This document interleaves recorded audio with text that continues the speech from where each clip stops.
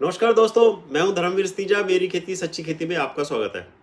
दोस्तों, जैसे जैसे धान का सीजन आगे बढ़ता जा रहा है, बारिश का एक नया दौर सितंबर में फिर से शुरू हो रहा है। बीमारियों की इन्फेस्टेशन भी आगे बढ़ेगी, फिर से शुरू हो रही है। मौसम में ह्यूमिडिटी बढ़ेगी, नमी बढ़ेगी, बालियां बाहर निकलने का, स्प्रे करने का मौसम आ गया है। स्प्रे तो पहले भी किए होंगे, लेकिन अब थोड़े ज़्यादा करने पड़ेंगे। थोड़ी बीमारियों में बढ़ोतरी होगी, ऐसी मेरी एक संभावना है। आज दो बीमारियों की बात करेंगे, शीथ ब्लाइट की और ब्लास्ट की। ब्लास्ट की रिपोर्ट्स भी आ रही है, कुछ दोस्तों ने फोटो भी भेजी है, कुछ ने क्वेश्चंस भी पूछे हैं। इनके लक्षण और इनके कंट्रोल के लिए मैं 3 केमिकल्स की बात करूंगा। एक तो होगा प्रोपिकोनाजोल, दूसरा होगा टेबुकोनाजोल और तीसरा होगा अजोक्सिस्ट्रोबिन के साथ टेबुकोनाजोल। अजोक्सिस्ट्रोबिन की भी बात करेंगे, इसका मोड ऑफ एक्शन की बात करेंगे, तीनों के मोड ऑफ एक्शन की बात करेंगे। क्योंकि कोई भी बीमारी को कंट्रोल करने में मोड ऑफ एक्शन का बहुत ज़्यादा रोल होता है। क्योंकि पहले हमने अगर कोई साल्ट किया है जिसका मोड ऑफ एक्शन अलग है, अगर उसी मोड ऑफ एक्शन का केमिकल हम दोबारा दूसरे फंजीसाइड दूसरे स्प्रे में यूज़ कर लेंगे तो रिजल्ट कम आएगा। तो हमारे को मोड ऑफ एक्शन बदल बदल के भी, मतलब साल्ट भी बदल बदल के करने चाहिए, फंजीसाइड भी बदल बदल के करना चाहिए।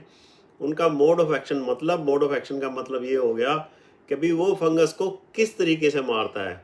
उसकी सेल वाल को ख़त्म करता है, या कोई उसकी प्रोटीन सिंथेसिस को ख़त्म करता है, या उसकी भूख मिटाता है। किस तरह से उसको मारता है, वो क्या तरीका है उसका उसको मारने का, वो भी हमें आज डिस्कस। अब बात करते हैं टेबुकोनाजोल की। 25.9% के रूप में आता है, फोलिक्यूर के नाम से आता है, आप जानते हो। ये भी ट्राइजोल ग्रुप का एक सिस्टेमिक फंजीसाइड है। ब्रॉड स्पेक्ट्रम फंजीसाइड से कई डिजीजेस को कंट्रोल करता है। 250 से 300 मिलीलीटर प्रति एकड़ की इसकी डोज है, रिकमेंडेशन है स्प्रे में। अब धान की शीथ ब्लाइट और ब्लास्ट दोनों बीमारियों के लिए इसको प्रयोग करते हैं। टेबुकोनाजोल जो है ना, बचाव के लिए, प्रोटेक्शन के लिए, इलाज के लिए, क्योर के लिए और इरेडिकेशन मतलब खेत से बाहर निकालने के, फंगस को अच्छी तरह मारने के लिए इसका प्रयोग करते हैं। फंगस की सेल वाल बनने की प्रक्रिया में अड़ंगा लगाता है, सेल वाल को बनने नहीं देता। सेल वाल नहीं बनती तो उसका रिप्रोडक्शन नहीं होती, रिप्रोडक्शन नहीं होती, ग्रोथ भी नहीं होती।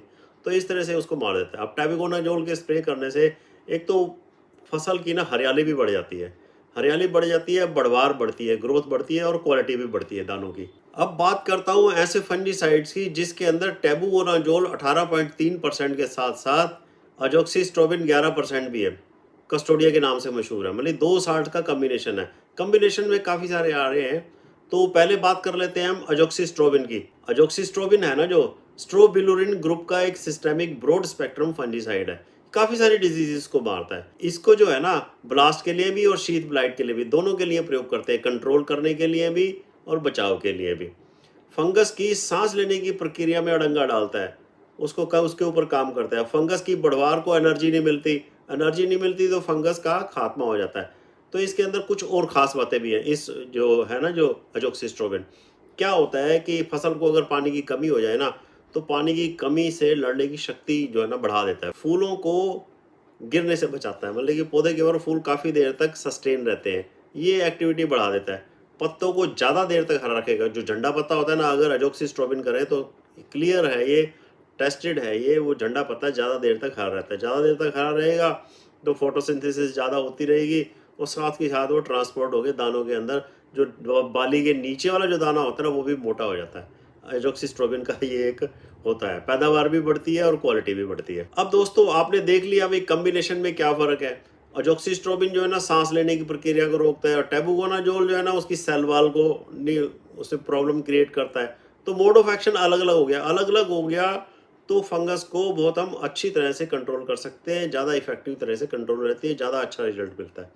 ये फ़र्क होता है मोड ऑफ एक्शन का। 1 साल्ट की जगह 2 साल्ट वाला फंजीसाइड ज़्यादा काम करेगा। अब आपने देखा कि ये 2 साल्ट वाला है, तो इसकी जो डोज है ना, वो 250 ml प्रति एकड़ है। शुरू में जब बीमारी के लक्षण दिखाई दें तो शीथ ब्लाइट और ब्लास्ट के ऊपर, दोनों के ऊपर काम करेगा।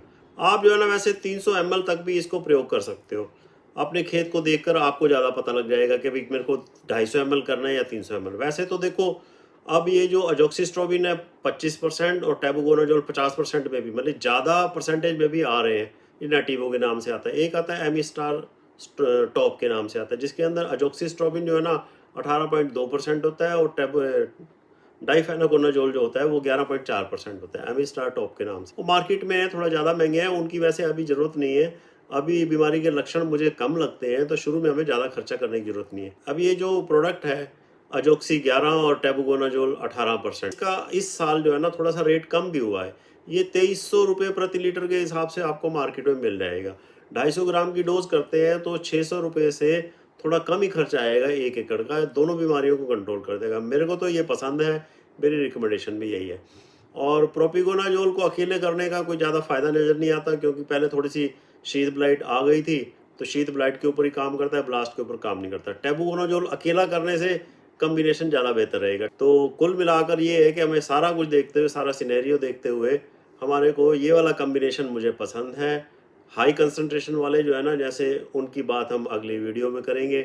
तो जब थोड़े से बीमारी ज़्यादा बढ़ जाएगी या फिर ज़्यादा ज़रूरत होएगी तो हम बात करते रहेंगे आपके साथ। आपको मेरी ये वीडियो, मेरा प्रयास सार्थक नज़र आता हो तो मेरी इस वीडियो को लाइक कर दो, शेयर कर दो, सब्सक्राइब कर दो। Thank you ji.